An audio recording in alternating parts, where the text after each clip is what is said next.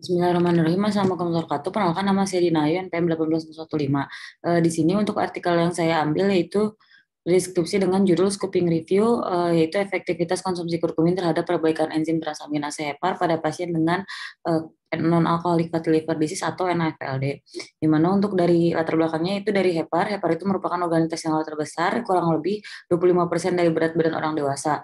Lalu ini memiliki fungsi yang sangat kompleks, terutama dalam metabolisme karbohidrat, protein, dan asam lemak.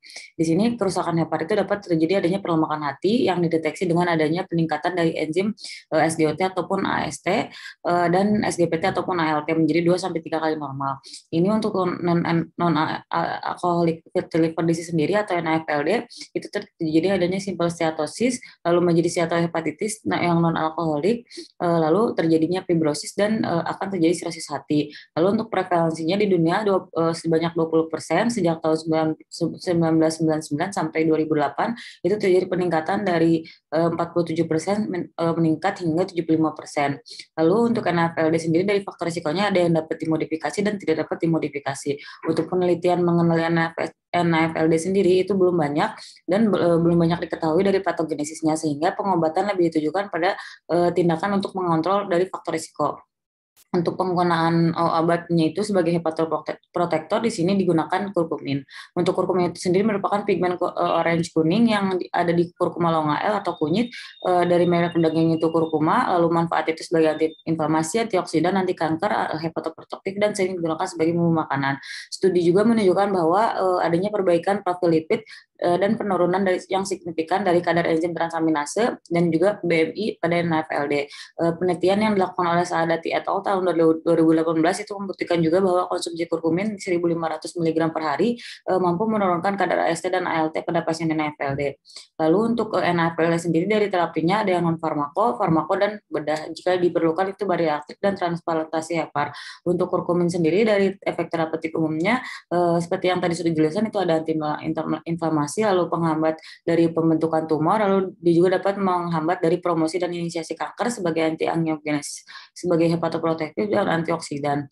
Lalu untuk efeknya itu terhadap NAFLD sendiri, ia dapat mengurangi cedera hepar, yang kedua menghambat stres oksidatif, yang ketiga sebagai antioksidan dan sebagai antiinflamasi.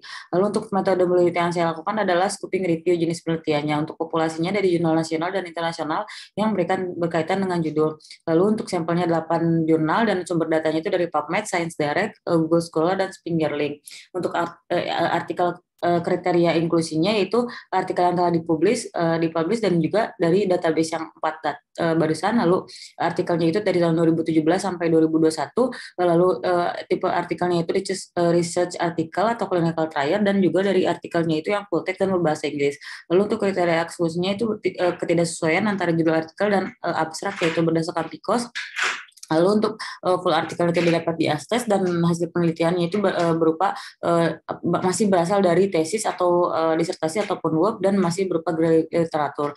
Lalu untuk hasil penelitiannya yang tidak dapat ada hasil kontak dengan penulis ataupun ongoing studies. Lalu artikel yang duplikasi. Lalu selanjutnya untuk hasil penelitiannya saya mendapatkan dari adanya dari Spingerling itu ada 148 jurnal, dari Science Direct 205, dari Google Scholar itu 9.590, dan dari PubMed itu 10. Setelah dilakukan screening dari kriteria inklusi didapatkan dari Science Direct 25, dari Spingerling 30, dari Google Scholar 650, dan dari PubMed 4. Lalu setelah dilakukan kriteria eksklusi itu dari Science Direct itu ada 2, Spingerling ada 2, dan juga Google Scholar ada 3, dan PubMed ada 1. Jadi total keseluruhan ada 8 artikel yang meneliti dari penggunaan kurkumin. Lalu selanjutnya untuk di sini terdapat adanya 8 artikel yang sudah saya rangkum dari setiap artikelnya, dan di mana penelitian ini semuanya dilakukan di Iran, dan juga penelitiannya yaitu dari tahun 2017 hingga 2021.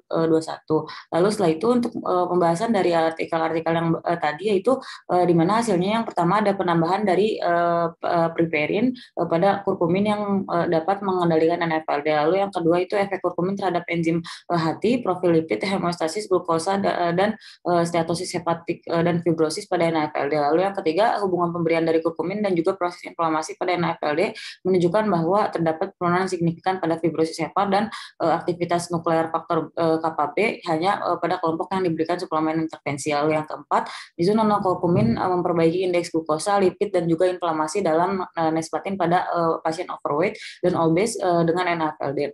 Lalu yang kelima, efektivitas fosfolipid kurkumin pada NAFLD. Lalu yang keenam, efek kurkumin pada perubahan epigenetik dan kerusakan DNA pada NAFLD. Yang ketujuh, efek dari resistensi nonlinear training dan juga suplemen kurkumin terhadap struktur dan level biomarker hepar pada pasien wanita lansia dengan NAFLD. Dan yang kedelapan yaitu efektivitas dan keamanan pitosomal kurkumin pada NAFLD. Lalu selanjutnya untuk simpulannya itu yaitu untuk simpulannya, yang pertama itu berdasarkan dari hasil pencarian data dari 8 artikel yang barusan dan telah direview, itu kurkumin yang dilakukan bersamaan dengan terapi non-farmakologi, yaitu berupa dengan aktivitas fisik dan diet yang tepat dapat menurunkan kadar enzim transaminase pada NAFLD. Jadi bukan hanya pemberian kurkumin saja, namun pasien diharuskan melakukan terapi non farmako. Lalu untuk saran yang dapat diberikannya itu yaitu dilakukan penelitian lebih lanjut dengan menggunakan metode meta-analisis maupun studi kualitatif. Lalu yang kedua, dilakukan penelitian lebih lanjut terkait tentang rentang kurkumin yang aman maupun dapat memberikan terapeutik pada pasien NAFLD. Lalu untuk konflik kepentingannya tidak terdapat konflik kepentingan dalam menyusun penelitian ini. Lalu untuk presentasi dari artikel yang saya lakukan telah selesai. Terima kasih. Wassalamualaikum warahmatullahi wabarakatuh. Alhamdulillah.